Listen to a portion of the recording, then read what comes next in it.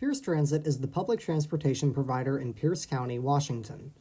The agency operates 38 routes, with 4 of those being quote-unquote super routes, running along main roads connecting the county, and they also operate 9 routes under contract with Sound Transit, the local regional transportation authority.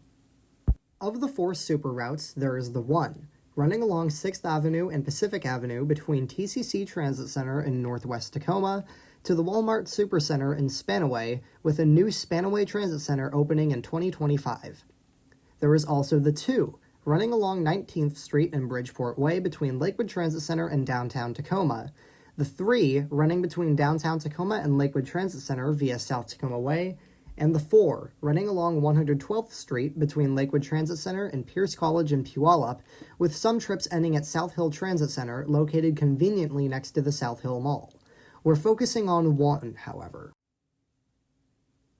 Route 1 runs every 15 minutes during the peak hour, with every 20 minutes midday and every 30 minutes off-peak, with hourly frequencies kicking in late at night on weekdays. The 1 is also the busiest route in the system, not only due to it running on 2 of the busiest roads in the city, but also serving multiple major destinations, ranging from colleges, shopping centers, and even schools.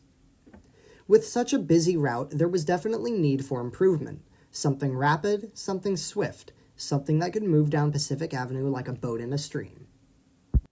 Around 2020, Pierce Transit's board of directors came up with the idea to build the county's first ever bus rapid transit line along Pacific Avenue. The plan was for a route running between Spanaway's Walmart and Tacoma Dome Station, a major transportation hub featuring local and express buses, a streetcar, and even commuter and long-distance trains connecting Tacoma with the region. The new BRT line needed a name and was affectionately named Stream.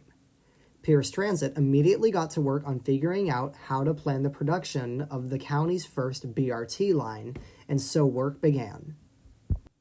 In spring of 2020, the COVID-19 pandemic struck, and Pierce Transit was hit hard by the outbreak. Routes were cut, service became comparable to holiday service, and buses could only carry a handful of people before needing to display full bus sign codes. This caused Stream's planning to be paused, and planning was paused indefinitely. However, in August of 2023, Pierce Transit picked up the plans again and made the choice to downgrade the project from bus rapid transit to a quote-unquote enhanced bus service. The true BRT project was delayed to 2028. Around this time, however, Pierce Transit was ordering 9 buses to replace the aging 2010 and 2011 hybrid fleet, but these coaches were selected to be used as the new Stream-branded coaches. In early 2024, the official opening date was sent out publicly, April 1st, 2024. How ironic. Not an April Fool's joke, though. Here's what Stream is like. Stream runs every 20 minutes during the rush hour with bidirectional service in the morning between 5:30 and 7:30 and running in the evening between 4 p.m. and 7 p.m. The route only stops at 14 major stops along the Pacific Avenue corridor: Tacoma Dome Station, 38th Street, 56th Street, 72nd Street, 84th Street, 96th Street, 112th Street, 121st Garfield Road, 152nd Street, 176th Street, the Roy Y. Park and Ride at the State Route 7 and State Route 507 interchange, Field Road, and the Spanaway Walmart. Service on the route is run with 2023 Gillig low-floor 40-foot CNG coaches powered by Cummins Westport L9N motors and paired to Allison B400 R6 transmissions. Fleet numbers are 10180 through 10188.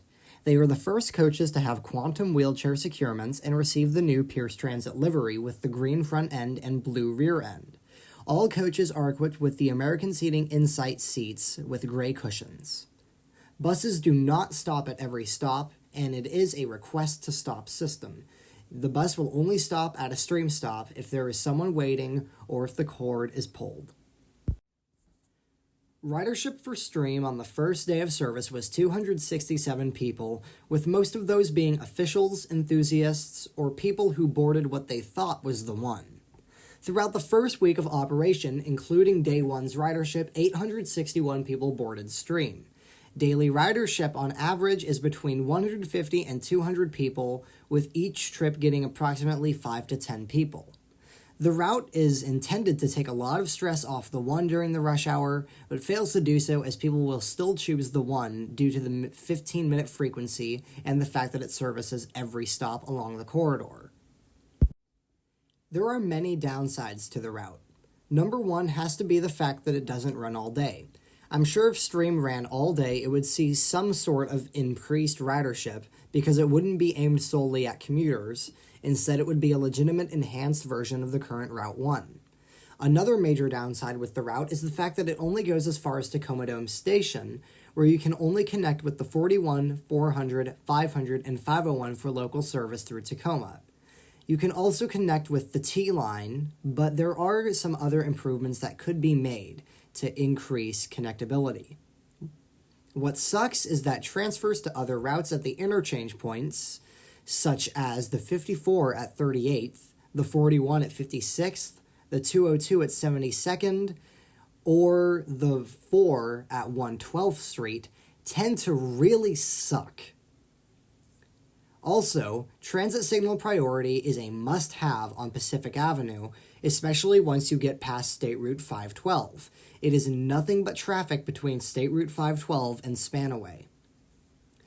Some improvements Pierce Transit could do to the route are installing transit signal priority, installing shelters at all stops, installing real-time info screens, extending the route to Commerce Transit Center in downtown Tacoma, with an intermediate stop at Pacific Avenue and 19th Street, serving the Washington State History Museum, Tacoma Glass Museum, Tacoma Art Museum, and the University of Washington, and fixing the quote-unquote timed connections with Sounder trains, as schedule-wise, Stream cuts it really close with the Sounder departures.